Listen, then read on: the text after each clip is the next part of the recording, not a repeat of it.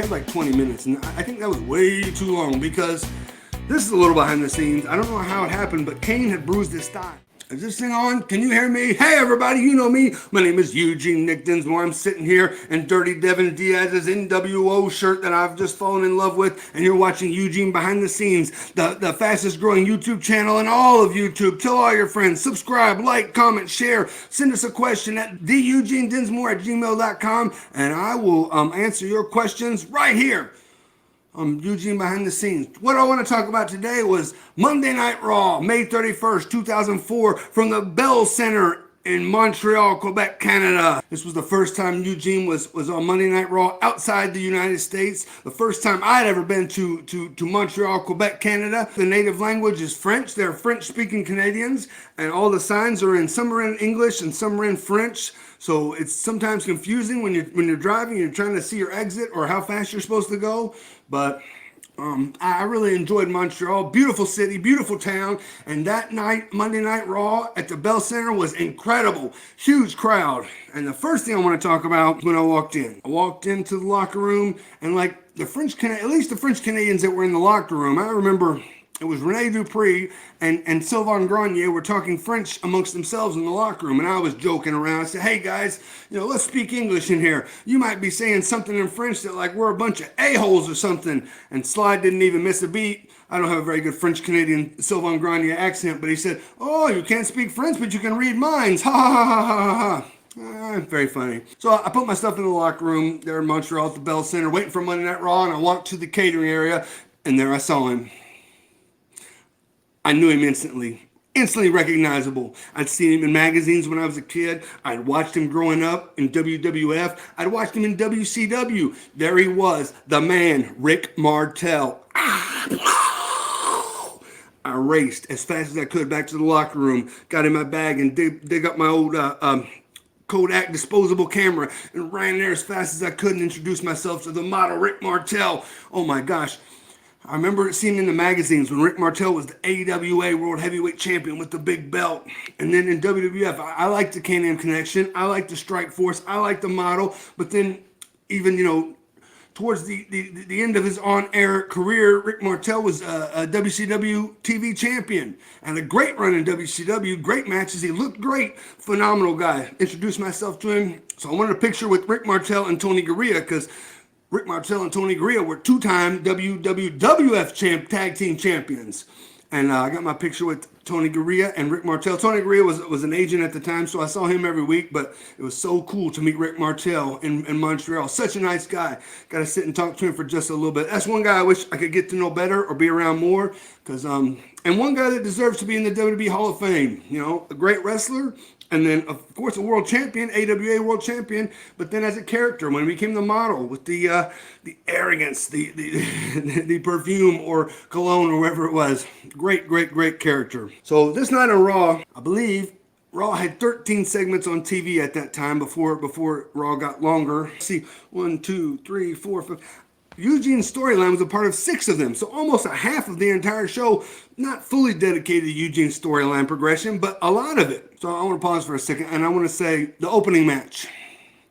The opening match was Edge and Benoit, who were WWE Tag Team Champions, against La Resistance. Anywhere in the world, Benoit and Edge were huge baby faces. Top of the card, top guys. And anywhere in the world, La Resistance, the French-Canadian sympathizers, were heels.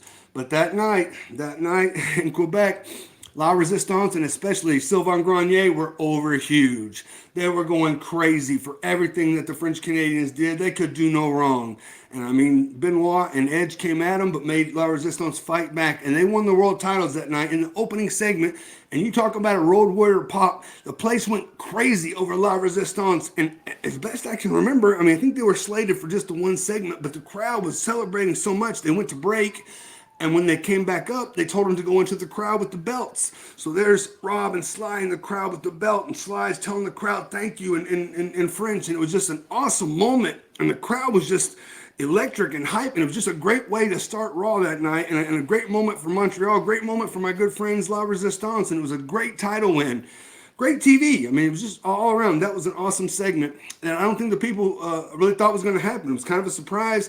And without a doubt, that was great writing and something I truly remember. So then let's get to Eugene's part on Monday Night Raw. Started off, I think in segment number 3, Bischoff and William Regal are backstage watching the monitor. Eugene comes in going crazy, doing all this stuff. And a lot of that stuff, if you watch that segment, I would just, especially on live TV or live in the ring, I would try to do stuff to see if I could get guys to crack. At a certain point, Coach comes in, and the Coach plays the best, arrogant, just heel, comes in with his sunglasses on, indoors, of course. And at one point when he goes to take it off, I tried to grab his sunglasses from him. And I don't think that was something we had planned out. I just did it at the time just to see if I could get him. And Coach immediately pulls it back, like, what are you doing, Eugene, touching my sunglasses? But it was just little things like that I always tried to see if I could do something to get someone to laugh. I believe it was also that segment I tried to get William Regal's pocket square out of his coat because I knew that he hated it when I messed with his pocket square. But by the end of the segment, I pulled it out. Long story short, Bischoff stood up for Eugene in that segment and said that Coach had to apologize for being rude to Eugene the week before. As a matter of fact, Coach, I want you to apologize to Eugene. That's why you wanted to see me? He had to apologize to Eugene in the middle of the ring. And Bischoff really got angry, and showed some anger and fire towards Coach that he's got to do it now. So we go to break, we come up, Coach is in the ring, Eugene comes down, and then they bring out Kane. Kane wanted a hug from Eugene. What? Oh, look, there's Kane doing. Looking back, and I think at the time, I didn't necessarily think Kane was the right person for Eugene because, in my opinion, Kane should have just destroyed Eugene, and Eugene should have had no chance. And I don't know that Kane's the guy that wants to be hugging Eugene, but that's the way it was written. And it came off well because in the end of that segment, Kane turned on Eugene and beat him up a little bit to set up for their match later on that night. Oh my gosh, Eugene against Kane. What's going to happen? Coach is laughing. This has all been a big setup. I think they went to the commercial. They came back up later. Coach and Bischoff are backstage and they're laughing about it. And Regal tore into the locker room with such anger and fire, standing up for Eugene. Again, we've talked about it week after week. Regal's character, that the onion that is the character is getting peeled, so we're learning more and more about him. And something we've never seen was Regal care for another person. And now he's standing toe-to-toe with the general manager. He could lose his job for the way he's talking to him. And I think Bischoff even told him so. But Regal, if you watch him, he contained his forward motion towards throttling Bischoff, but he didn't contain his anger and fire in his face. The whole time he was really upset and really telling Bischoff he was doing something wrong. We go into the match, and of course, I think the match by the time we got in the ring, if I remember right, we had like 20 minutes, and I think that was way too long because this is a little behind the scenes. I don't know how it happened, but Kane had bruised his thigh. And he had a really bad thigh bruise, and he was having trouble getting around. It happened the whole weekend. I remember he was hobbling and in some pain. And it's just a testament and a shout out to Kane, who I've always liked. I wrestled with him in USWA. When he was the Unabomb was the first gimmick. The Unabomb, the mask gimmick. And then when he was the fake Diesel, I wrestled with him in USWA. But now here, he was, one thing he said is I apologize that I can't make the match better than I can make it because he was hurt. And we didn't need 20 minutes, but it was nice and slow and got the point across. And Eugene got enough fire and got a little bit on Kane, but then Kane beat him up. And when the time was right, Kane crossed the line and brought a chair into the ring. Eugene DDT'd him on the chair and the bell rung. What happened? What was the call?